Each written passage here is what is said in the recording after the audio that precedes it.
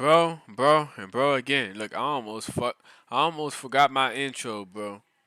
And the only reason why, because we about to react to the sad story of Speaker Knockers. Like, bro, he made that song, Rico's Story. That was a bop. He made he made Lonely. He was a beat maker, but he wasn't just a beat maker. He would make a beat and rap on his own beat.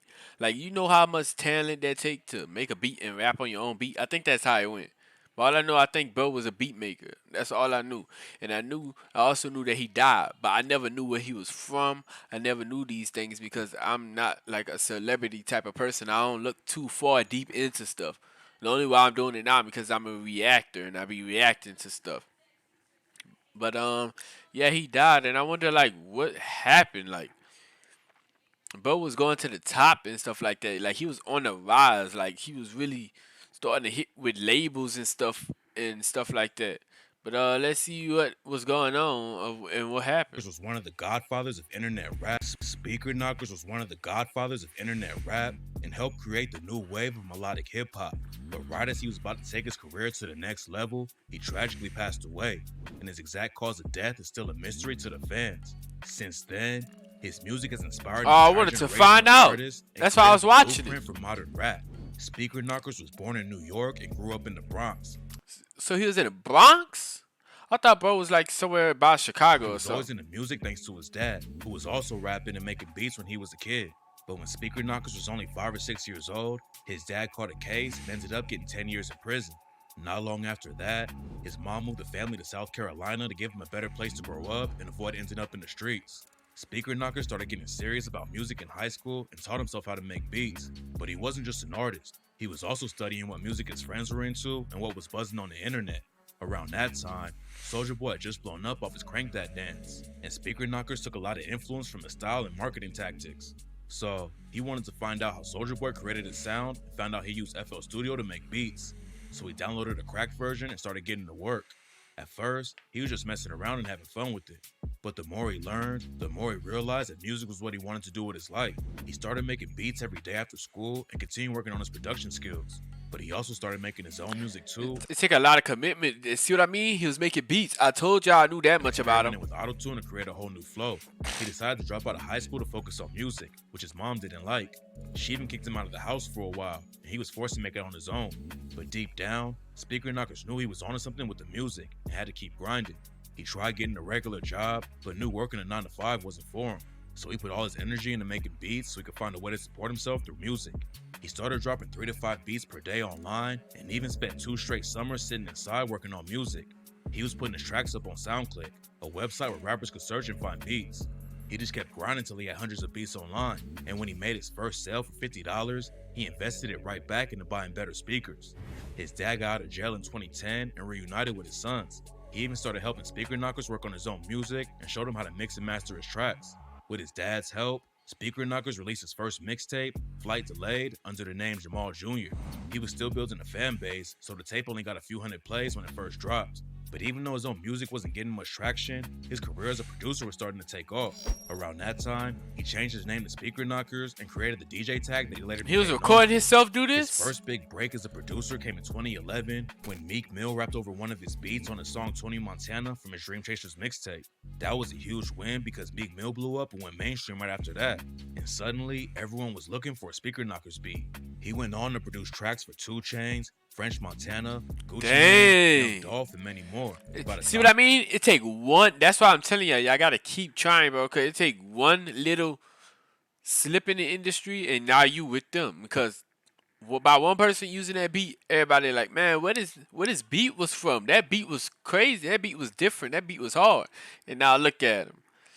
Well, not look at him, cause bro died and all that. But like, he was he successful, was 17, and he was like one of the main things about life, we are gonna die one day. Think about this. Think about this. You cannot escape this. You gonna die, but die being remembered. Cause it's like you will never die. Like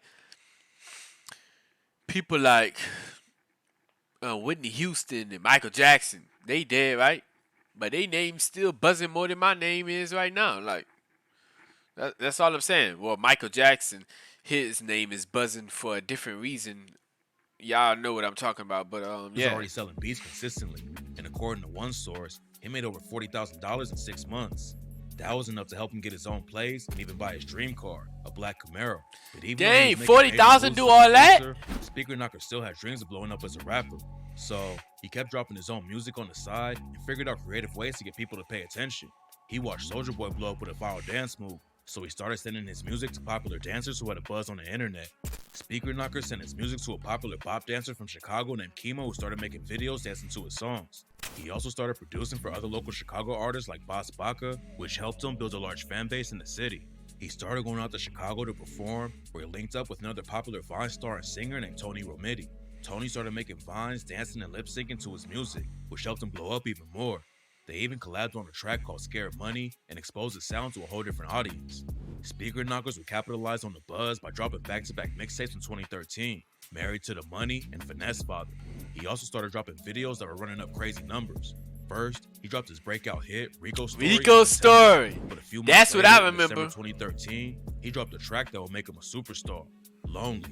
Lonely was a huge hit and helped make Speaker Knockers a household name. That's what I was talking about, Lonely. Artist who makes auto-tune flows with a production inspired by I like trap and Rico's drill story music. better though. With the help of Tony and other creators on Vine like Reggie Coos, Lonely became a viral sound and internet meme, helping it blow up even more.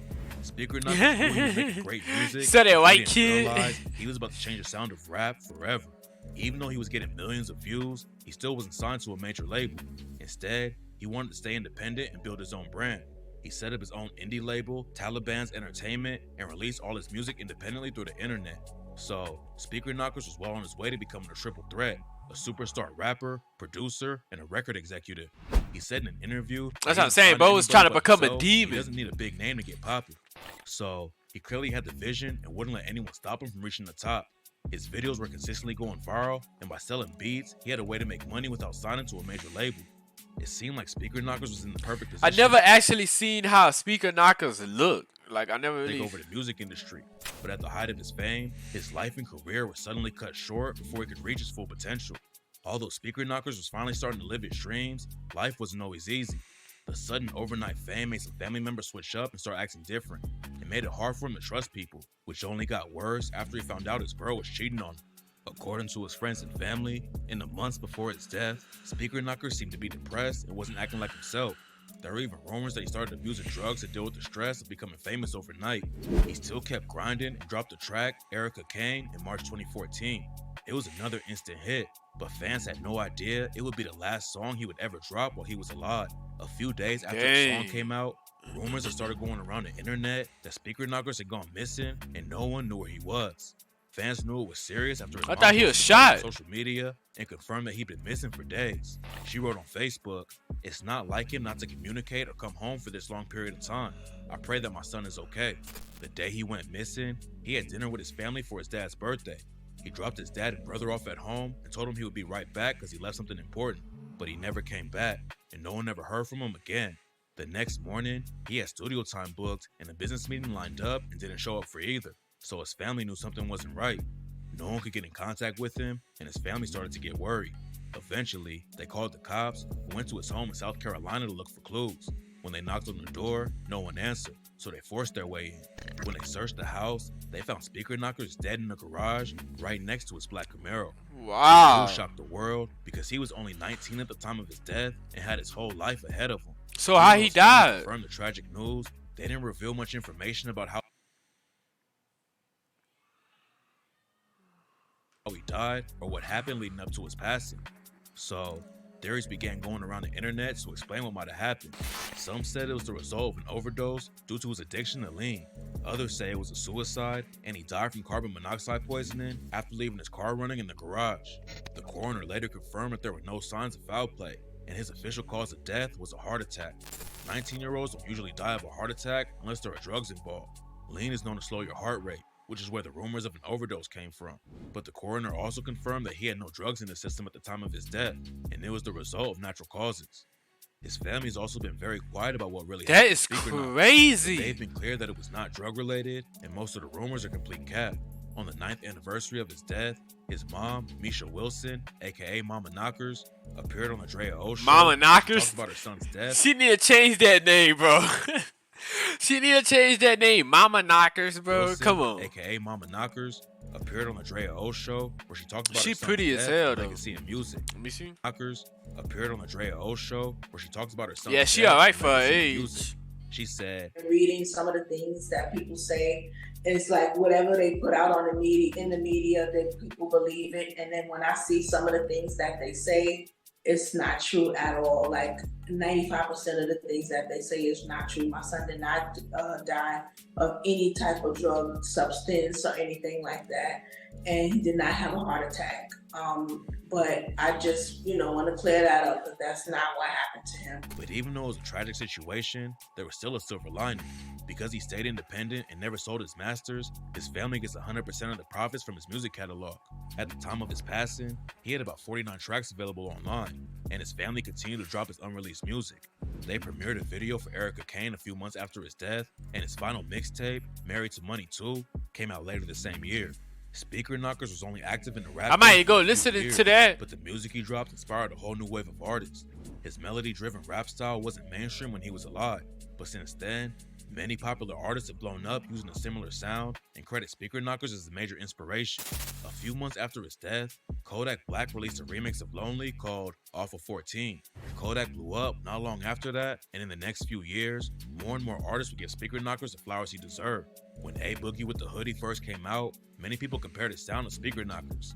He was asked about it in an interview with The Breakfast Club, and A Boogie said he took it as a compliment because he was bumping Speaker Knockerz all the time when he first started to rap. It's crazy because when I came out, that's what I was listening to too. So that's why I was saying, like, it's all a cycle. Right. You listen Even to if- Speaking Knockerz? Yeah, facts. Even if he was out right now, like, it would have been like the same thing. Oh my God, he'd have been huge. God bless the dead. Speaking Or it Knockerz would have been the passed same away. thing. You know think what? it's a compliment when people do that? Of course, because the boy real. Feel me? What can I say? In 2016, Lil Uzi Vert Lil shouted Uzi out too? on an unreleased track called Alone Time, and Denzel Curry also rapped about him on the song Naughty Head. On Alone Time, Uzi raps, rest in peace to Speaker Knockerz. Got your bitch all on my arm. Lil Uzi, he just be wildin'. He got like all the options. Yeah. On Naughty Head, Denzel said, bitches get me sloppy, my pockets on Andy Milonakis. Bumping Speaker Knockerz, Rico Story when I see the coppers. In an interview with The Fader, Roddy Ricch listed Speaker Knockerz as one of his main influences alongside some of the biggest names in hip hop. When asked what he listened to growing up, he said, I'm pretty young, so I was listening to Speaker Knockerz, Future, Young Thug when he first came out. I listened to Lil Wayne a lot when I was a kid. Future, Thug, and Wayne are three of the most respected artists in the game. So the fact that Roddy put Speaker Knockerz in that same category says a lot about his impact on the new generation. Even rappers who you might not expect to be inspired by that wave have given Speaker Knockerz his credit. In a recent interview with Billboard, T Grizzly said that Rico Story was one of the best storytelling rap songs of all time. So even though he didn't live long enough to watch it all unfold, Speaker Knockerz That's has how I done say I what love he Rico's gave story, birth to a bro. whole new sound. Fans may never know the exact details about his death, but his memory will live on through the music he left behind. Bro, A couple years ago, why don't this shit pause, bro? That's crazy, bro. Speaker Knockerz. I'm trying to tell y'all, bro. He was that guy, bro. I'm telling you. Like I didn't know that a lot of inspiration was from him. I knew that it kind of sounded like his music and all, but I never knew a lot of inspiration came from him and how many people gave credit to him. Bro was an inspiration, but I kind of watched this video to know how he died, bro. Like his mama said, he didn't die from that, and I believe the mama because that's her son. And why would she go around spreading false information, saying that your son had a heart attack or a carbon dioxide poisoning?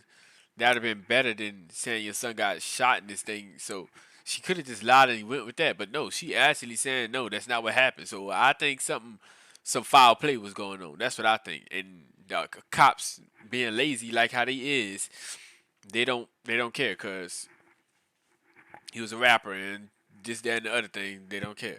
But let it be somebody like Barack Obama or Donald Trump get shot or something. They gonna be on that case like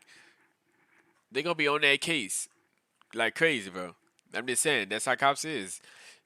your status not that good, they not gonna really. That's what I'm saying. That's how you think all them boys in Chicago be getting away with red rum. We gonna say that. How you think they be getting away with red rum like that, bro? Because they go in the good towns and stuff like that. Cops don't really care about the hoods. It don't matter if you black, white, anything. Cops just don't care about the hoods, period. I'm just saying, that's how stuff like that be crazy happening. He wasn't even in the hood. It sounded like he was making money already. He bought his dream car, $40,000, bro. That is a deal. $40,000. Bro bought a Camaro and a house and some equipment. Bro, tell me where bro. I need to learn how to manage money like him, bro. For real. Love y'all. Like, comment, subscribe, do all that dumb stuff for me. RP Speaker Knockers, and I'ma head out. Love y'all.